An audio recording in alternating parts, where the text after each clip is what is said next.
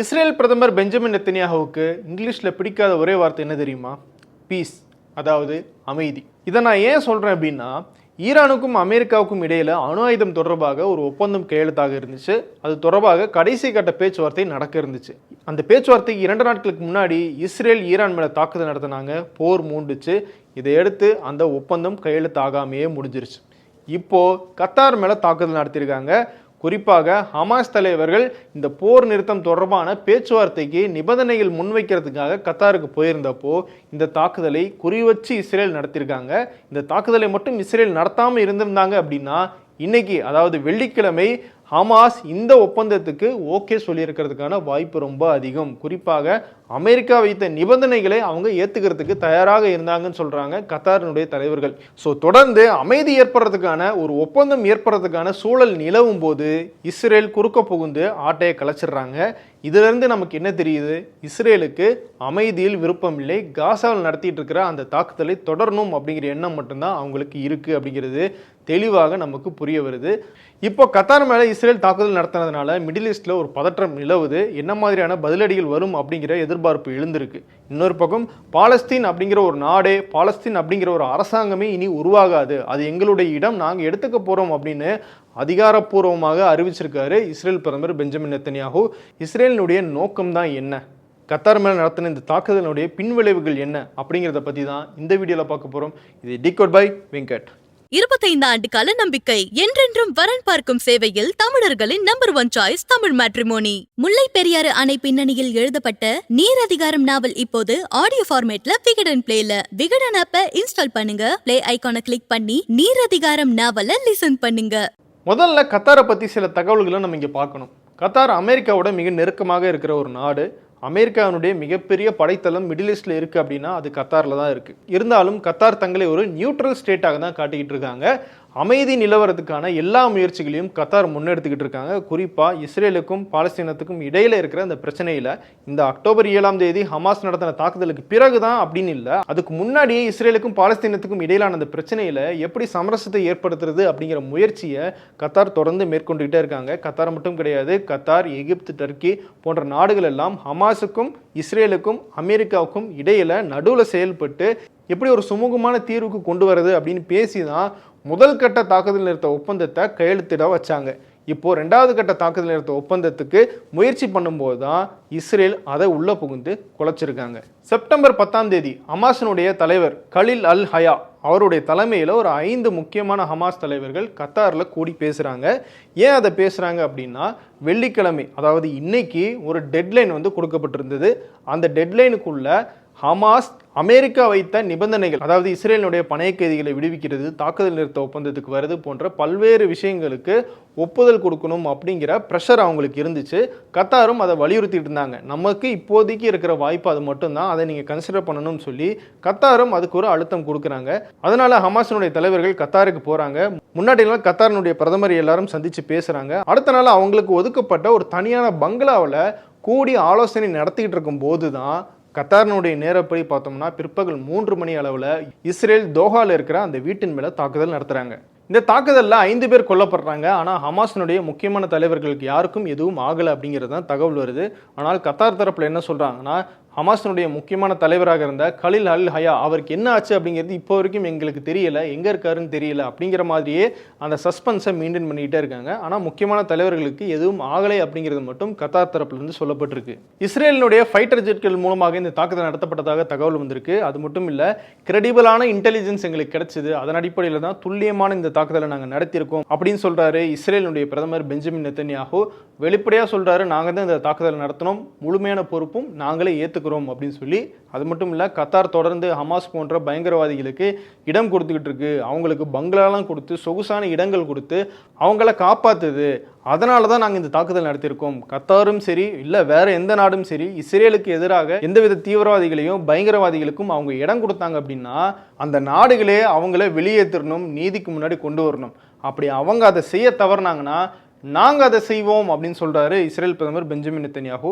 இதன் மூலமாக திரும்பவும் கத்தார் மேலே தாக்குதல் நடத்தப்பட வாய்ப்பு இருக்கா அப்படிங்கிற ஒரு பெரிய கேள்வியும் இங்கே எழுந்திருக்கு. இந்த தாக்குதலுக்கு உலகளவில் பல்வேறு நாடுகள் கண்டனம் தெரிவிச்சிருக்காங்க. குறிப்பாக அரபு நாடுகள் எல்லாம் கொந்தளிச்சு எழுந்திருக்காங்க. எப்படி இஸ்ரேல் இப்படி ஒரு தாக்குதல் நடத்த முடியும், இது ஒரு கிரிமினலான ஆக்டிவிட்டி, இதை தடுத்து நிறுத்தியே ஆகணும் அப்படிங்கிற அறைகூவலை சவுதி அரேபியா, UAE போன்ற முக்கியமான எல்லா நாடுகளுமே எழுப்பியிருக்காங்க. அமெரிக்காவும் இந்த தாக்குதல் எங்களால் ஏற்றுக்கொள்ள முடியாத ஒரு தாக்குதல் அப்படின்னு சொல்லி கத்தாருடைய பிரதமர்கிட்ட வந்து பேசியிருக்காங்க. அமெரிக்காவுக்கு இந்த தாக்குதலை பற்றி இஸ்ரேல் சொன்னதாகவும் அதை கத்தார்கிட்ட அமெரிக்கா சொன்னதாகவும் சொல்கிறாங்க வெள்ளை மாளிகை தரப்பில். ஆனால் கத்தார் தரப்பில் என்ன சொல்கிறாங்கன்னா, இஸ்ரேல் அமெரிக்காவுக்கு இன்ஃபார்ம் பண்ணியிருக்கலாம், ஆனால் அமெரிக்கா எங்களுக்கு இன்ஃபார்ம் பண்ணும்போது இஸ்ரேல் அந்த தாக்குதலை நடத்தி 10 நிமிஷம் ஆயிடுச்சு, அந்த தகவல் எங்களுக்கு லேட்டாக தான் வந்துச்சு அப்படின்னு கத்தார் தரப்பில் சொல்கிறாங்க. இந்த இடத்துல அமெரிக்காவை கை காட்டி இஸ்ரேல் பிரதமர் பெஞ்சமின் நெத்தன்யாஹூ தப்பிக்க பார்க்குறாரு. எப்படின்னா, 9/11 அட்டாக் யாராலையும் மறக்க முடியாது. ட்வின் டவர்ஸ் மேலே அல்-கொய்தாவினர் விமானம் மூலமாக தாக்குதல் நடத்தினாங்க. அந்த தாக்குதலுக்கு பிறகு அமெரிக்கா என்ன பண்ணாங்க, அல்-கொய்தாவை ஆப்கானிஸ்தான்லையும் பாகிஸ்தான்லையும் துரத்தி அடித்தாங்க. பாகிஸ்தானுக்குள்ளே போய் ஒசாமா பின் லாடனை அமெரிக்கா கொன்னாங்க. ஸோ இந்த நடவடிக்கையை உலகம் முழுக்க இருக்கிற அனைத்து நாடுகளும் பாராட்டினாங்களே தவிர யாரும் எப்படி நீங்கள் பாகிஸ்தானுக்குள்ளே போய் இப்படி ஒருத்தர் கொல்ல முடிஞ்சது அப்படின்னு சொல்லி கேட்கல. அதே மாதிரி தான் நாங்களும் இப்போது கத்தாரில் இருந்த ஹமாஸ் அப்படிங்கிற பயங்கரவாதிகள் மேலே தாக்குதல் நடத்தியிருக்கோம். இதை யாரும் எதிர்க்கக்கூடாது, அப்படி எதிர்க்கிறவங்க வெட்கப்படணும் அப்படின்னு பேசுகிறாரு பெஞ்சமின் நெத்தன்யாஹூ. இந்த இடத்துல தான் கோபப்படுறாரு கத்தாரினுடைய பிரதமர் அல் தானி. அவர் என்ன சொல்கிறாருன்னா, ஹமாஸ் கத்தாரில் இருக்கிறது அப்படிங்கிறது புதுசான விஷயம் கிடையாது. இந்த இடத்துல ஹமாஸுக்கு ஒரு இடமும் அவங்களுக்கு ஒரு ஆஃபீஸும் அமைக்க சொல்லி சொன்னதே அமெரிக்கா தான். இது இஸ்ரேலுக்கும் நல்லா தெரியும். இதுக்கு முன்னாடி நடந்த பேச்சுவார்த்தைகள் எல்லாமே இஸ்ரேலுக்கு தெரிஞ்சு தான் கத்தாரில் நடந்துச்சு. எங்கெங்கே ஆஃபீஸ் இருக்குது எல்லா தகவலுமே இஸ்ரேலுக்கு முன்கூட்டியே தெரியும். அது பெஞ்சமின் நெத்தன்யாஹூ ஆட்சியில் இருக்கும்போது கிடையாது, அதுக்கு முன்னாடி இருந்த பிரதமர்கள் இருக்கும்போதே ஹமாஸுக்கு இந்த இடத்துல ஆஃபீஸ் கொடுக்கப்பட்டுருச்சு.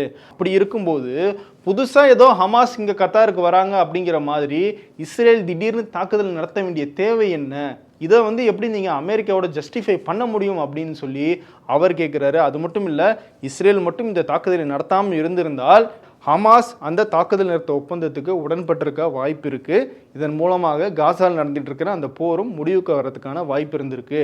ஆனால் அப்படிப்பட்ட முடிவு வரக்கூடாதுன்ற காரணத்துக்காகவே, அமைதி திரும்பக்கூடாது அப்படிங்கிற காரணத்துக்காகவே இப்படி ஒரு கிரிமினலான நடவடிக்கையை செஞ்சிருக்காரு இஸ்ரேல் பிரதமர் பெஞ்சமின் நெத்தன்யாஹூ அப்படின்னு சொல்கிறாரு அல் தானி. அது மட்டும் இல்லை, இந்த தாக்குதல் நிறுத்த ஒப்பந்தம் கையெழுத்தாகிருந்துச்சு அப்படின்னா இஸ்ரேலினுடைய பணைய கைதிகளும் ஹமாஸ் கையிலிருந்து விடுவிக்கப்பட்டிருப்பாங்க. அதையே கூட இஸ்ரேல் பிரதமர் பெஞ்சமின் நெத்தன்யாஹூ விரும்பலை அப்படிங்கிறது இந்த தாக்குதல் மூலமாக தெளிவாக தெரியுது. மிடில் ஈஸ்டில் ஒரு ஸ்திரத்தன்மை, அமைதி நிலவரதும் அவருக்கு பிடிக்கல அப்படின்னு சொல்கிறாரு அல்தானி. அதே மாதிரி தீவிரவாதிகளை வெளியேற்றுங்க, இல்லாட்டி நாங்கள் வெளியேற்றுவோம்னு பெஞ்சமின் நெத்தன்யாஹூ அச்சுறுத்தல்லாம் கொடுக்கக்கூடாது. அந்த மாதிரியான அச்சுறுத்தல் கொடுக்கறதுக்கு பெஞ்சமின் நெத்தன்யாஹூக்கு தகுதியே கிடையாது. ஏன்னா அவரே தீவிரவாதிகள் போல எந்தவித சட்ட விதிகளையும் மதிக்காமல் சர்வதேச விதிகளை எல்லாம் மீறி தான் இந்த தாக்குதலை நடத்துறாரு. ஒரு நாடு மேலே கிடையாது, அட் அ டைம் 7 நாடுகள் மேலே சட்ட விதிகளை மீறி சட்டத்துக்கு புறம்பாக தாக்குதல் நடத்திட்டு இருக்காரு. இவரை யாரும் தடுக்கவும் முடியல. இப்படிப்பட்டவர் எல்லாம் கத்தாரை குறை கூறுறதுக்கு தகுதியே கிடையாது. அவருக்கு ஹியூமன் மைண்டே கிடையாது. ஒரு சிவிலைஸ்டான நாடு கூட நாங்கள் பேச்சுவார்த்தை நடத்திட்டு இருக்கோம் அப்படின்னு நாங்கள் நினைச்சோம், ஆனால் அன்சிவிலைஸ்டாக இருக்காங்க இஸ்ரேலும் இஸ்ரேலுடைய பிரதமரும் அப்படின்னு சொல்லி கடுமையான வார்த்தைகளை பயன்படுத்தியிருக்காரு கத்தார் பிரதமர். இதையெல்லாம் தாண்டி கத்தாருடைய பிரதமர் சொல்ற முக்கியமான காரணம், கத்தார் ஒரு மீடியேஷன் பண்ற நாடு. அமைதிக்காக அவங்க பல்வேறு தரப்புகளை கூப்பிட்டு வச்சு பேசிக்கிட்டு இருக்காங்க. அமைதி தான் முக்கியம் அப்படின்னு அவங்க செயல்பட்டு இருக்காங்க. அப்படிப்பட்ட ஒரு நாடு மேலே இஸ்ரேல் தாக்குதல் நடத்தியிருக்கு. இதுக்கு முன்னாடி பல்வேறு நாடுகள் பல்வேறு பிரச்சனைகளில் மத்தியஸ்தம் பண்ணியிருக்காங்க. அந்த நாடுகள் மேலாம் எங்கேயாவது தாக்குதல் நடத்தி நீங்கள் கேள்விப்பட்டிருக்கீங்களா? ஆனால் இஸ்ரேல் அந்த அடிப்படை நாகரிகம் கூட இல்லாமல் கத்தார் மேலே தாக்குதல் நடத்தியிருக்காங்க. இது சர்வதேச விதிகளுக்கு எதிரானது. இதுக்கு சரியான ரெஸ்பான்ஸாக நாங்கள் கொடுப்போம்.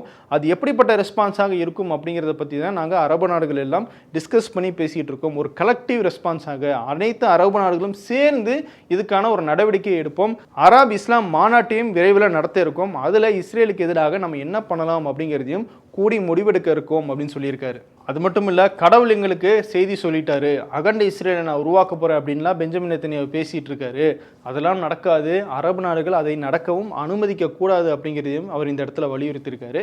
சரி, இப்போ கத்தார் மேலே இஸ்ரேல் தாக்குதல் நடத்திட்டாங்க. இதுக்கு பதிலடியாக கத்தாரோ இல்லை அரபு நாடுகள் சேர்ந்தோ என்ன பண்ணுறதுக்கான வாய்ப்பு இருக்குது அப்படிங்கிறது இப்போ பார்க்கலாம். முதல் விஷயம், தி ஆப்ரஹாம் அக்கார்ட்ஸ், அதாவது அமெரிக்காவினுடைய தலையீட்டில் இஸ்ரேலுக்கும் அரபு நாடுகளுக்கும் இடையில ஒரு நல்லுறவை ஏற்படுத்துறதுக்காக தி ஆப்ரஹாம் அக்கார்ட்ஸ் அப்படின்னு சொல்லி அமெரிக்கா ஒரு புது ஒப்பந்தத்தை கொண்டு வந்தாங்க. அந்த ஒப்பந்தத்தின் அடிப்படையில் இஸ்ரேலோட UAE, பஹ்ரைன், மொராக்கோ போன்ற நாடுகள் எல்லாம் கையெழுத்திட்டாங்க. இந்த நாடுகள் எல்லாம் இஸ்ரேலோட இனி வர்த்தகம் சார்ந்தோ இல்லை மற்ற பரிமாற்றங்கள் சார்ந்தோ சுமூகமாக செயல்படலாம் அப்படிங்கிறது அந்த ஒப்பந்தத்தில் கொடுக்கப்பட்டிருந்துச்சு. அந்த ஒப்பந்தத்தில் சவுதி மற்ற நாடுகளை எல்லாம் சேர்க்கலாம் அப்படிங்கிறது தான் அமெரிக்காவுடைய எண்ணம். அப்படி கொண்டு வந்துட்டோம் அப்படின்னா மிடில் ஈஸ்ட்டை நம்மளுடைய கண்ட்ரோலில் வச்சுக்கலாம் அப்படிங்கிறது அமெரிக்காவினுடைய திட்டம். ஆனால் இப்போ இஸ்ரேல் கத்தார் மேலே தாக்குதல் நடத்தியிருக்கிறதுனால சவுதி இதில் சேரலாமா வேணாமா அப்படின்னு ரொம்ப நாளாக அதை ஒரு கிடப்பில் போட்டு வச்சுருக்காங்க. அந்த வாய்ப்பு முடிவுக்கு வருது. ஆல்ரெடி அதில் சைன் பண்ணியிருக்கிற UAE இதிலிருந்து வெளியே வர்றதுக்கான வாய்ப்பு ரொம்பவே அதிகம். ஏன்னா UAEயும் இஸ்ரேலை கடுமையாக கண்டிச்சிருக்காங்க. கடுமையான நடவடிக்கை எடுக்கணும் அப்படிங்கிறதையும் அவங்க பேசியிருக்காங்க. ஒருவேளை இந்த தாக்குதலினுடைய விளைவாக அரபு நாடுகள் எல்லாம் சேர்ந்து அந்த ஆப்ரஹாம் அக்கார்ட்ஸை முடிவுக்கு கொண்டு வரதுக்கான வாய்ப்பு ரொம்பவே அதிகம் அப்படின்னு சொல்கிறாங்க சர்வதேச அரசியல் பார்வையாளர்கள். ரெண்டாவது, இஸ்ரேல் எப்படி தாக்குதல் நடத்தினாங்களோ அதே மாதிரி பதிலடிக்கு ஒரு தாக்குதலை நடத்துறது. ஆனால் அது நடக்குமா அப்படிங்கிறது மிகப்பெரிய கேள்விக்குறி தான். அதுக்கான வாய்ப்பு ரொம்ப குறைவு அப்படின்னு தான் சொல்கிறாங்க. ஏன்னா அரபு நாடுகள் எல்லாமே அமெரிக்காவோட க்ளோஸாக இருக்காங்க. இப்போ கத்தாருக்கு கூட அமெரிக்கா தன்னுடைய ஆதரவு சொல்லியிருக்காங்க. இருந்தாலும் அமெரிக்காவும் இஸ்ரேலும் க்ளோஸாக இருக்கிறதுனால இந்த பிரச்சனை அடுத்த கட்டத்துக்கு போகக்கூடாது அப்படிங்கிறது தான் அமெரிக்காவினுடைய நோக்கமாக இருக்குது. அதனால் பதிலடிக்கு ஒரு தாக்குதல் அரபு நாடுகள் தரப்பில் நடத்தப்படுமா அப்படின்னா அது மிகப்பெரிய கேள்விக்குறி தான். அதே நேரம் அமெரிக்கா மேலேயும் சில சந்தேகங்களை அரபு நாடுகள் மத்தியில் எழுப்பியிருக்கும் அப்படின்னு சர்வதேச அரசியல் பார்வையாளர்கள் பார்க்குறாங்க. ஏன் அப்படின்னா ஈராக் மோசமான ஒரு நாடு, பயங்கரமான ஆயுதங்களை வச்சுருக்காங்க. அதன் மூலமாக அரபில் இருக்கிற மற்ற நாடுகளுக்கு அச்சுறுத்தல் இருக்குது. அதனால் நாங்கள் உங்களுக்கு பாதுகாப்பு தரோம் அப்படிங்கிற பேரில் தான் அமெரிக்கா மற்ற அரபு நாடுகளோட கொஞ்சம் நட்புறவாக மாறுறாங்க. அவங்களுடைய படைபலத்தை எல்லாம் அங்கே கொண்டு வந்து இறக்குறாங்க. அப்போது சதாம் ஹுசைன் இருந்தார். இப்போது சதாம் ஹுசைன் இடத்துல பெஞ்சமின் நெத்தன்யாஹூ இருக்கார். அவரால் அரபு நாடுகளுக்கெல்லாம் பிரச்சனை இருக்குது. ஆனால் இப்போது அமெரிக்கா தங்களுக்கு உண்மையான பாதுகாப்பை கொடுக்குமா அப்படிங்கிறது தான் அரபு நாடுகளுடைய ஒரு சந்தேகம் அப்படின்னு அரசியல் பார்வையாளர்கள் சொல்கிறாங்க. இஸ்ரேலுடைய இந்த தாக்குதலுக்கு அரபு நாடுகள் என்ன மாதிரியான பதிலடியை கையில் எடுப்பாங்க அப்படிங்கிறத நம்ம பொறுத்திருந்தான் பார்க்கணும். ஆனால் எந்த பதிலடியாக இருந்தாலும் இஸ்ரேல் இனிமேல் யாரை வேணால் எப்போ வேணால் அட்டாக் பண்ணலாம் அப்படிங்கிற அந்த ஃப்ரீ ஹேண்ட் எடுக்க முடியாதபடி ஒரு நடவடிக்கையை அரபு நாடுகள் எடுப்பாங்க அப்படின்னு எதிர்பார்க்கப்படுது. ஒரு பக்கம் அரபு நாடுகள் இஸ்ரேலுக்கு என்ன பதிலடி கொடுக்கலாம் அப்படின்றத யோசிச்சுட்டு இருக்காங்க. இன்னொரு பக்கம் பிரான்ஸ், பிரிட்டன், ஸ்பெயின் போன்ற நாடுகள் எல்லாம் இஸ்ரேல் காசா மேலே நடத்திட்டு இருக்கிற தாக்குதலை நிறுத்தலை அப்படின்னா இஸ்ரேல் மேலே தடைகளும் பாலஸ்தீனத்துக்கான அரசாங்கத்தை அங்கீகரிக்கிறதுமான அந்த நடவடிக்கைகள் எல்லாம் நாங்கள் மேற்கொள்ள வேண்டி இருக்கும் அப்படின்னு எச்சரிச்சுக்கிட்டு இருக்காங்க. ஆனாலும் இஸ்ரேலினுடைய பிரதமர் பெஞ்சமின் நெத்தன்யாஹூ விடுறதா கிடையாது. வெஸ்ட் பேங்க் அப்படின்னு சொல்லப்படுற மேற்கு கரை இங்கே பெரும்பாலும் பாலஸ்தீனியர்களுடைய இடமாக அது கருதப்படுது. அந்த இடத்துல இஸ்ரேலியர்கள் போய் சட்டவிரோதமாக குடியேறிட்டு இருக்காங்க. அது மட்டும் இல்லாமல் அதையெல்லாம் அங்கீகரிக்கிறதுக்கான நடவடிக்கையிலையும் பெஞ்சமின் நெத்தன்யாஹூ அரசு ஈடுபட்டிருக்கு. புதுசாக 3700 குடியிருப்புகளையும் அங்கே கட்டுறதுக்கான அந்த அக்ரிமெண்ட்லேயும் பெஞ்சமின் நெத்தன்யாஹூ கையெழுத்திட்டிருக்காரு. இனி பாலஸ்தீன் அப்படிங்கிற ஒரு நாடே இருக்காது. பாலஸ்தீன் எங்களுடைய இடம், அந்த இடத்துல ஒரு அரசாங்கமும் அமையாது அப்படிங்கிறத வெளிப்படையாகவே பேசுகிறாரு பெஞ்சமின் நெத்தன்யாஹூ. ஏற்கனவே காசா சிட்டியை முழுமையாக நாங்கள் அழிக்க போகிறோம் அப்படிங்கிற நோக்கில் இஸ்ரேலினுடைய இராணுவம் அங்கே தாக்குதல் நடத்திட்டு இருக்காங்க. இன்னொரு பக்கம் மேற்கு கரையையும் நாங்கள் எடுத்துக்க போகிறோம் அப்படின்னு சொல்லிட்டாங்க. இந்த மேற்கு கரையில் எப்படி இவங்க ஆக்கிரமிப்பு செய்கிறாங்க அப்படின்னா பாலஸ்தீனத்துக்குன்னு ஒரு அரசாங்கம் உருவானால் அதனுடைய தலைநகரமாக ஈஸ்ட் ஜெருசலம் இருக்கும் அப்படிங்கிறது தான் பொதுவாக நம்பப்படுற விஷயம், பேசப்படுற விஷயம். அந்த ஈஸ்ட் ஜெருசலாமுக்கும் மேற்கு கரைக்கும் இடையில தான் இவங்க அந்த குடியிருப்பை உருவாக்குறாங்க. இதன் மூலமாக மேற்கு கரையையும் ஈஸ்ட் ஜெருசலாமையும் துண்டிக்கிறதன் மூலமாக இந்த இடத்துல எக்காரணம் கொண்டும் ஒரு அரசாங்கம் அமைஞ்சிடக்கூடாது அப்படிங்கிறதுல திட்டமிட்டு செயல்படுறாரு பெஞ்சமின் நெத்தன்யாஹூ. உலகத்தில் இருக்கிற முக்கியமான நாடுகள் எல்லாருமே எதிர்ப்பு தெரிவித்தாலும் இஸ்ரேல் பிரதமர் பெஞ்சமின் நெத்தன்யாஹூ அதையெல்லாம் மதிக்காமல் தொடர்ந்து தாக்குதல் நடத்திக்கிட்டே இருக்காரு. தன்னுடைய இலக்கான அகண்ட இஸ்ரேல், காசா, பாலஸ்தீன் ஒழிப்பு அப்படிங்கிறத நோக்கி போய்கிட்டே இருக்காரு. அவரை தடுக்கவே முடியல. அதுக்கு ஒரே காரணம் அமெரிக்கா கொடுத்துட்ருக்கிற, டொனால்ட் ட்ரம்ப் கொடுத்துட்ருக்கிற அந்த ஆதரவு தான். நான் உலகத்தில் அமைதியை ஏற்படுத்தினேன் அப்படின்னு வாய்க்கிலே பேசுகிறாரு டொனால்ட் ட்ரம்ப். இந்தியா பாகிஸ்தான் பிரச்சனையில் நான் பேசுகிறேன்னா பெரிய அணு ஆயுத போரே நடந்திருக்கும் அப்படின்லாம் பேசுகிறாரு. அப்படி இருக்கிறவரால் தன்னுடைய நட்பு நாடாக இருக்கிற, அதுவும் ஒரு குட்டி நாடாக இருக்கிற இஸ்ரேலை தடுக்க முடியல அப்படிங்கிறது தான் மிகப்பெரிய வேடிக்கையான விஷயம். தடுக்க முடியலனாலும் பரவாயில்ல, இஸ்ரேலுக்கு ஆதரவும் கொடுத்துட்டு ஆயுதத்தையும் கொடுத்துட்டு எனக்கு அமைதிக்கான நோபல் பரிசு கொடுக்க மாட்டாங்க அப்படின்னு டொனால்ட் ட்ரம்ப் புலம்புறது தான் ரொம்ப பெரிய வேடிக்கை. ஸோ மிடில் ஈஸ்டில் இப்போது ஏற்பட்டிருக்கிற இந்த பதற்றமான சூழல், காசாவில் அடுத்து என்ன நடக்க போகுது, இஸ்ரேலுடைய திட்டம் என்ன அப்படிங்கிறத பற்றியெல்லாம் தொடர்ந்து நம்ம டிகோட் நிகழ்ச்சியில் பார்க்கலாம். வேறொரு வீடியோவில் சந்திக்கிறேன். நன்றி.